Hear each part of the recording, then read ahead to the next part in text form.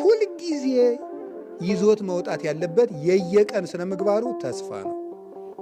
በየቀኑ የተስፋ ሰው መሆን አለብን። ቀኑን ሙሉ ስማ አንተ እግዚኦ በተስፋ ባሕቲትከ አይደርከኒ አይደል ያለ ቅዱስ ዳዊት። አቤቱ አንተ ባለኝታ አሳድረኸኛልና ብሏል። መዝሙር 5 ላይ መዝሙረ ዳዊት። ተስፋ የክርስቲያን ማደሪያው መዋያው ኑሮው ነው ተስፋ እና ተስፋ አንድ ስነ ምግባር ነው፣ የመንፈስ ፍሬ ነው። ልናፈራው የሚገባና በየቀኑ ሊኖረን የሚገባ ነው። ጠዋት ስንነሳ እንግዲህ ይሄን ትምህርት ሰምተን የለም ተምረናል። ጠዋት ስንነሳ ስለ ተስፋ አስበን እንወጣለን። ማታ ስንተኛ ስለ ተስፋ አስበን እንተኛለን። በተስፋ ደግሞ ተስፋን ማሰብ ብቻ ሳይሆን በተስፋ ምን ይበላችሁ ነው? ደስ ይበላችሁ፣ መደሰት ነው። ከዚያስ ምን አለ? ወለሕማምክሙ ተአገሱ፣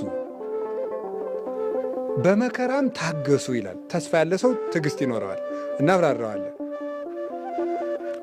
ለጸሎትክሙ ተጸመዱ፣ ለጸሎትም ትጉ ይላል።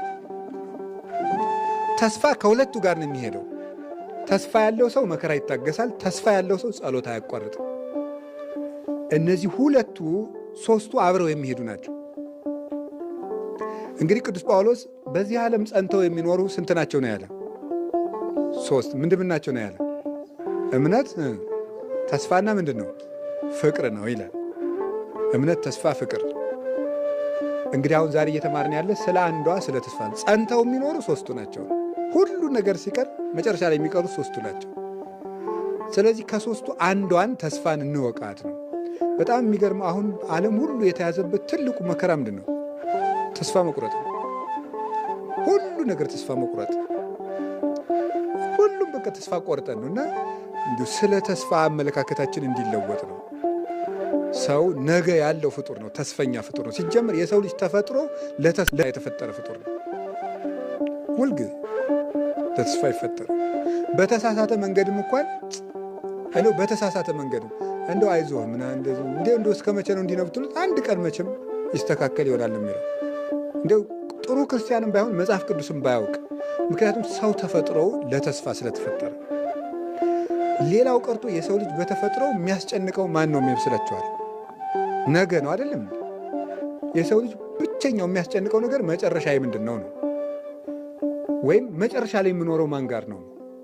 ይሄም ሰው የተስፋ ፍጡር ስለሆነ ሁልጊዜ የሚያስጨንቀው ሰውን የሚያስጨንቁት ከብዙ ነገሮች አንዱ ትናንትና ነገ ናቸው አይደለም? እንዲህ ባላረግ ኖሮ፣ እንዲህ ባላረግ ኖሮ፣ እንዲህ ባላረግ ኖሮ፣ እንዲህ ባላረግ ኖሮ፣ ከዛ ደግሞ እንዲህ ባረግ ኖሮ፣ እንዲህ ባረግ ኖሮ፣ እንዲህ ባረግ ኖሮ ያስጨንቀዋል። ሁለተኛ ደግሞ ነገ ምንድን ነው መሆነው፣ ምን ይመጣብኝ ይሆን የሚለው ያስጨንቀዋል። ይህ ሰው የተስፋ ፍጡር ስለሆነ ነው። የዛሬ ስንት ዓመት እኮ ጥሩ ጸሎተኛ ነበርኩ ይላል። ግን ዛሬ ሰውየው በጣም ተጃጅሎ ነው እንጂ እዛ ጊዜ ደህና ስለሆነ አይደለም። ዛሬ በጣም ስለተጃጃለ ጅልነት ስለጨመረ ትናንት የተሻልኩ ስለሆነ ይመስለዋል እንጂ ትናንትም ጅል ነበር ልላችሁ ፈልጌያለሁ። ግን እሱ ትናንት የተሻልኩ ይመስለዋል።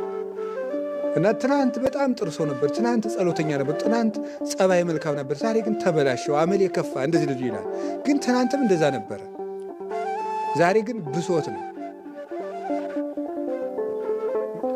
ብሶት ነው እንጂ ትናንት የተሻለ ሰው ስለነበር ግን በተሰው ጉዳዩ ግን ኦርቶዶክሳዊ ሰው ግን ምንድን ነው የሚያደርገው?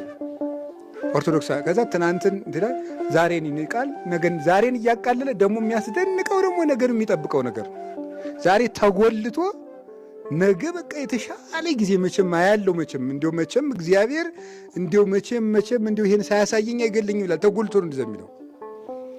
ግን ኦርቶዶክሳዊ ሰው ትናንትን ለትናንት ይተዋል፣ ከትናንት ይማራል፣ ዛሬን ይሰራል፣ ነገን በተስፋ ይጠብቃል። ኦርቶዶክሳዊ ሰው እንደዛ ነው። ትናንት መማሪያ ነው። ከክፉም ይማራል፣ ከበጎም ይማራል። ዛሬን ደግሞ ይሰራበታል። የመዳን ቀን ዛሬ ስለሆነ